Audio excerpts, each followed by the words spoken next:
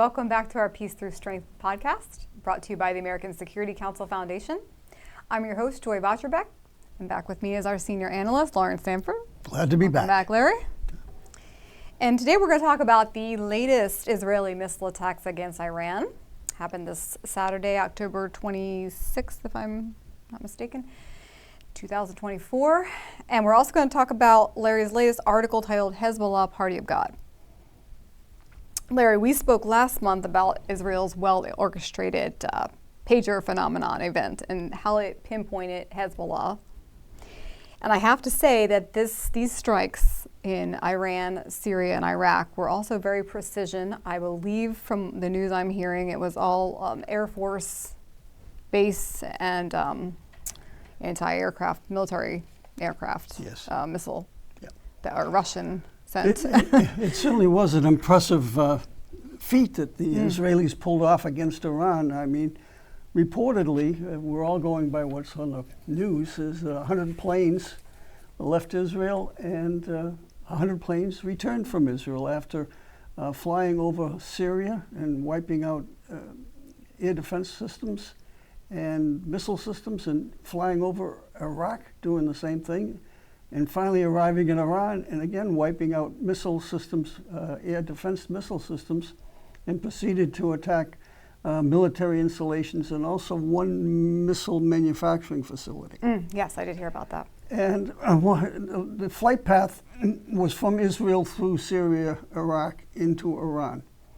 The question is, in my mind, is were they refueled? Do these jet fighters have the ability to fly approximately 1,000 miles, I think, back and forth without being refueled? And if they were refueled, how did they do it and where did they do it?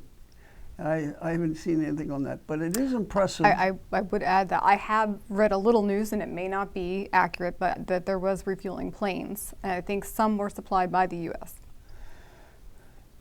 If the planes were supplied by the U.S. and they were flying over Syria or Iraq, I would say there's a political problem. So they may not have been flying over Syria and Iraq, but I did hear there was possibly U.S. refueling planes. Well, maybe they have enlarged tanks.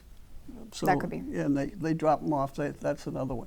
But whatever event is, it's impressive. 100 took off and 100 came back. That's impressive, and they reached the targets. Now the big question, of course, is, Joy, what next? Well, and I was going to ask you that because the U.S.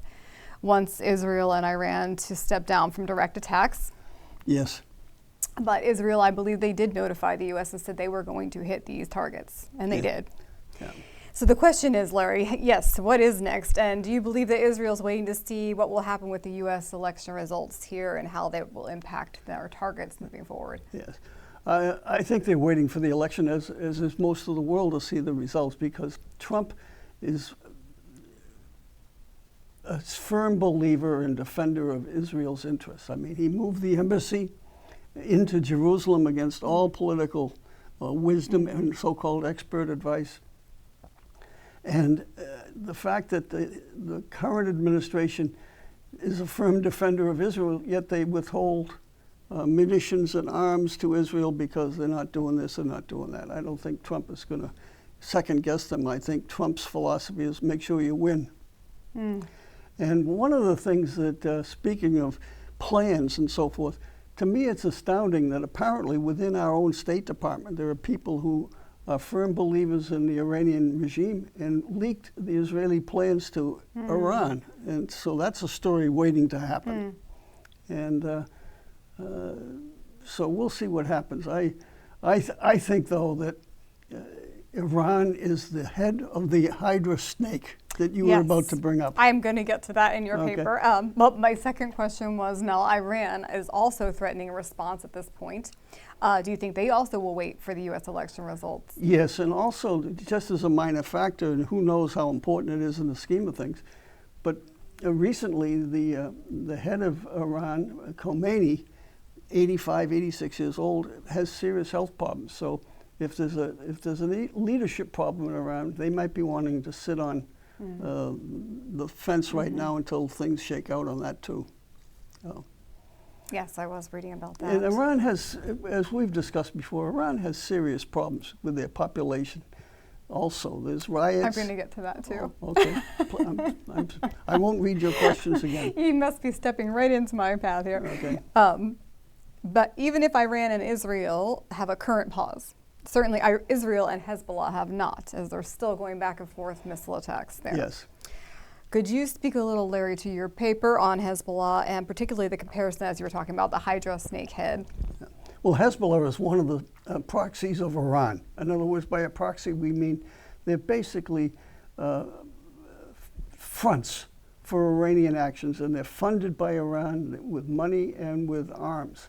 And Hezbollah is also facing problems right now as an Iranian proxy, since so much of their funds come from Iran. And the funding is drying up because the Israelis have threatened Lebanon that if they allow Iranian planes with money to come into the country, they'll shoot them down. And they're also attacking the banks in Lebanon that work with the Hezbollah in Iran. So it's sort of drying up. So there's a problem with Hezbollah on many fronts, but Hezbollah is one of the proxies that is funded by Iran, as is Hamas, as is the Houthis in Yemen.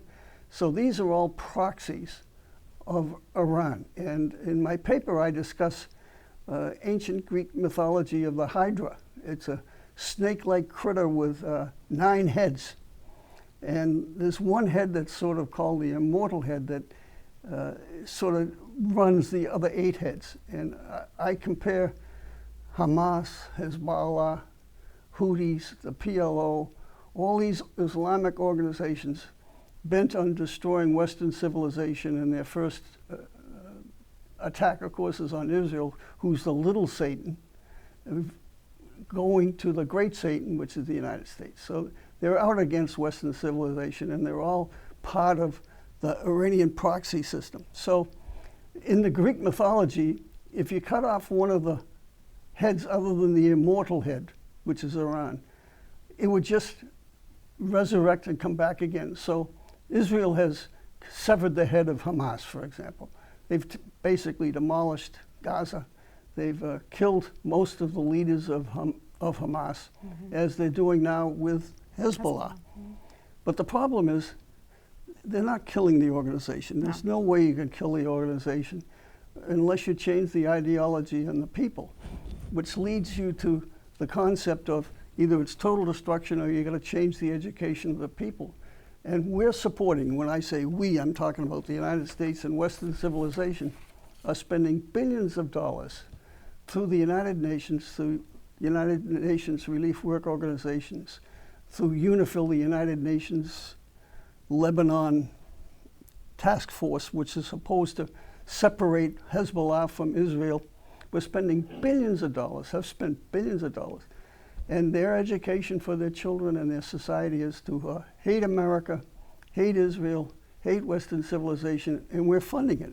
So until we stop funding our own self-destruction mechanisms, it's going to continue. I mean, there has to be a fundamental change in certain segments of Islamic society that hates the West, that infidels are bad, and that it's okay to kill infidels. So until that changes, you can cut off one head of Hamas or one head of Hezbollah.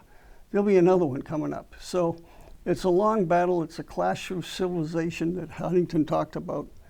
And let's hope that the Western civilization can survive. And the United States is the leader of Western civilization.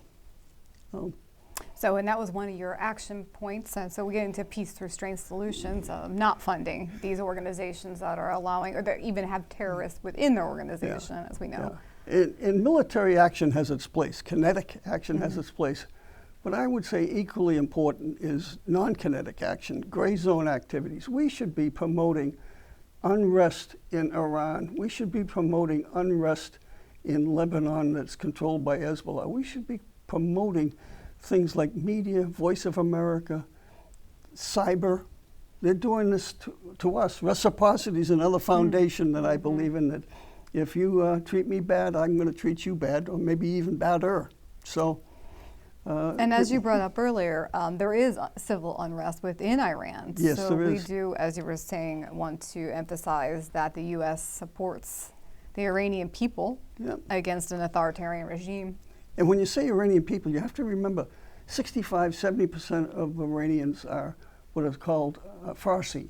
That's the tribe that they speak the official language. But the other 35% of the population is made up of Aboriginals, Arabs. There's a few other sects, Kurds. There's another subgroup with it. And they're not happy with the Farsi leadership. So there's all sorts of, there's a huge water problem. You talk about climate change. Iran is basically on a plateau, high up. And water has always been an issue. It's getting much worse now as they industrialize, the population grows. So water shortages are popping up in various parts of the country, and people don't have enough to eat, or they don't have enough water to farm. There's also been several earthquakes, I believe, in Iran last year or two. Yeah, shoddy workmanship, that's what you get with socialist totalitarian governments. Buildings collapse. Yeah. So what do you believe the next move may be for Israel as far as your mythology comparison with Hydra, the snakehead, the immortal snakehead, really being Iran? Yeah, you have to. They're the people providing the money, right? You have to change leadership in Iran. I mean, we should state that as a national policy. Iran, a theocracy. We're one of the first governments in the history of the world that separated church from state. And we should be promoting that concept in Iran, of all places, which is ruled by theocracy. Yeah, by clerics, mullahs. And and of course, when you run by religious people, you have women dying because they don't put their hijab on properly. And if you're a homosexual, they're going to throw you off the top of a building. So there's all sorts of religious people who aren't happy with the way things are going. And so at one time, Iran was very much a Muslim country. Now current polls, especially among the young, are indicating they're Muslim in name only.